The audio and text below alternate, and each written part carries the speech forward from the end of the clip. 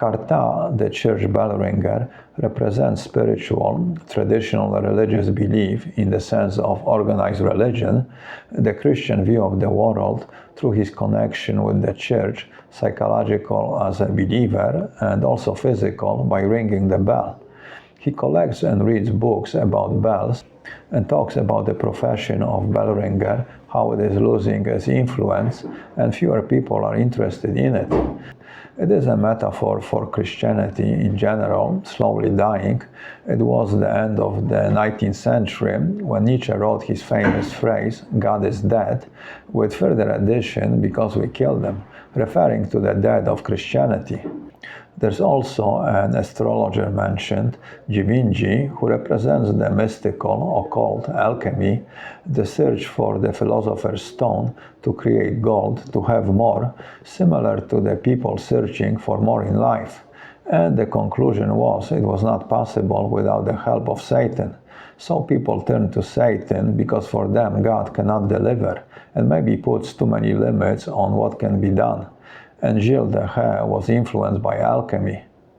Above all, it seems that he was completely ruled by his passion for alchemy, and that was the reason he gave up everything else. And it is worth noting that, in the days when he was still wealthy, he really loved it for its own sake. This science which plunged him into a demonological mania at the time when all he wanted was to fabricate gold and stave off his inevitable ruin.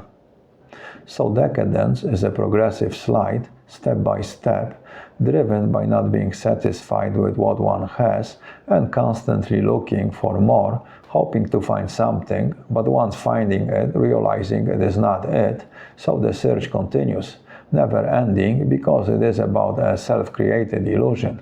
So this is the paradox of change. There can be visual, superficial differences while the foundation remains unaltered. For example, the bell ringer situation change. He's obviously a very knowledgeable man, possessing a decent library, and Dural wonders why a man of such great mental faculty is doing such a meaningless and dead-end job. But the doctor explains to him that bell ringing used to be a highly appreciated and sought-after profession, so the perception of the job changed, but the job and the man doing it not. Dural himself is hopeless about the possibility of change and resigned to the idea of society's stagnation. I marvel at the placidity of the utopian who imagines that man is perfectible. There is no denying that human creature is born selfish, abusive, vile. Just look around you and see. Society cynical and ferocious, the humble heckled and pillaged by the rich traffickers in necessities. Everywhere the triumph of the mediocre and unscrupulous, everywhere the apotheosis of crooked politics and finance. And you think you can make any progress against a stream like that? No, man has never changed. His soul was corrupt in the days of Genesis and is not less rotten at present. Only the form of his sins varies. Progress is the hypocrisy which refines the vices. There is the question, do individuals have any impact on change, or is it pretty self-driven?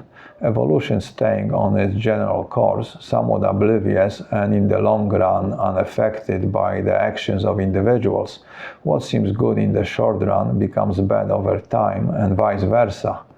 The doctor questions if Jeanne d'Arc's actions were ultimately good for France, if the country would not have been better if she stayed home knitting quilts.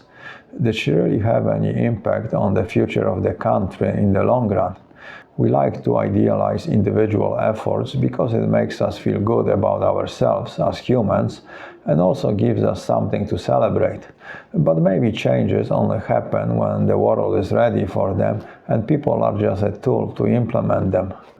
The book also seems to portray the psychological versus the physical, the need for some kind of balance between them.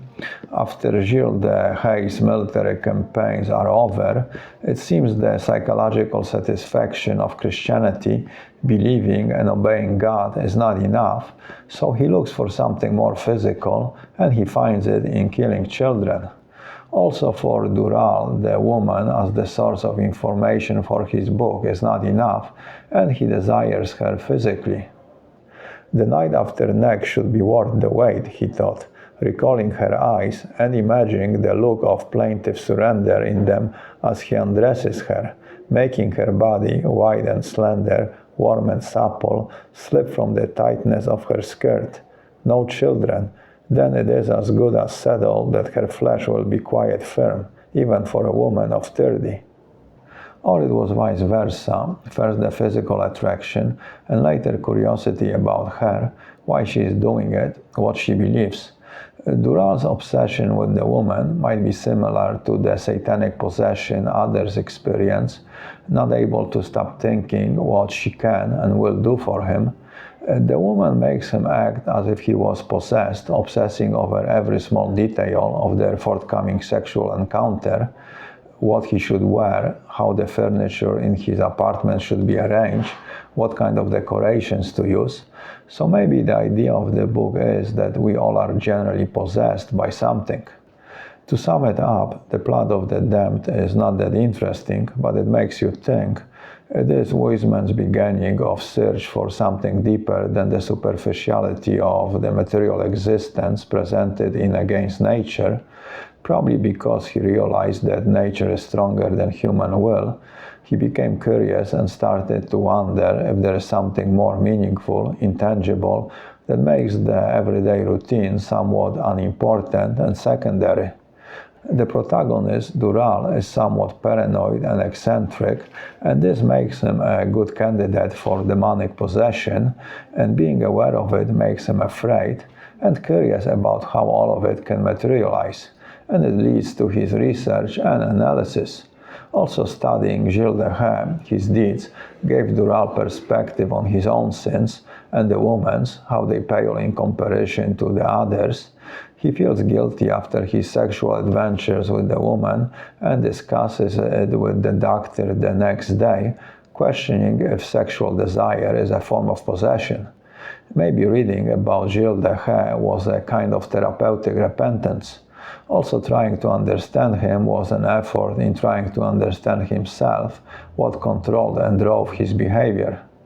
The novel seems Huysmans looking for his own answers, being somewhat in the no man's land, realizing decadence didn't deliver, but not ready to fully embrace the world of faith, putting belief over material visual evidence. The book seems to suggest that what creates our reality is the power of belief.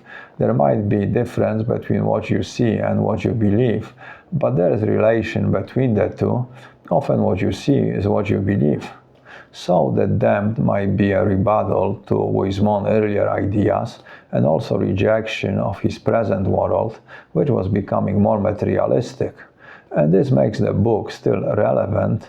Nowadays it is fashionable to say we are spiritual, but evidence is to the contrary.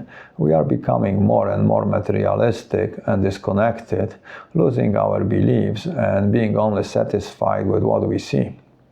Okay, let's talk about the physical book.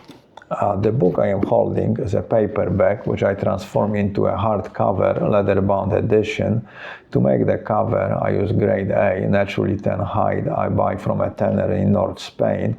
It is same leather Louis Vuitton uses to make his bags, so they top quality. I do all the processing of the leather myself. First I designed the cover, and for this I used a 15th century painting by Hans Memling from the early Dutch painting school, portraying hell, which nicely relates to the book's title and Satanist subject. This is the bag with the blurb, and inside front cover I printed a quote from the book. If you want to see a more detailed video where I explain how I transform paperback into leather-bound hardcover, click on the link in the description. I will make a maximum of 100 editions of each title. Each one will be numbered and initialed, and the numbers will go in chronological order from 2 up, since number 1 stays with me. The price will be around $100, so if you would like me to make one for you, you can click below on my email and send send me a message. I do not guarantee I will do it, since it will depend on the time I have available, access to letter, and if I can get my hands on the copy of the book.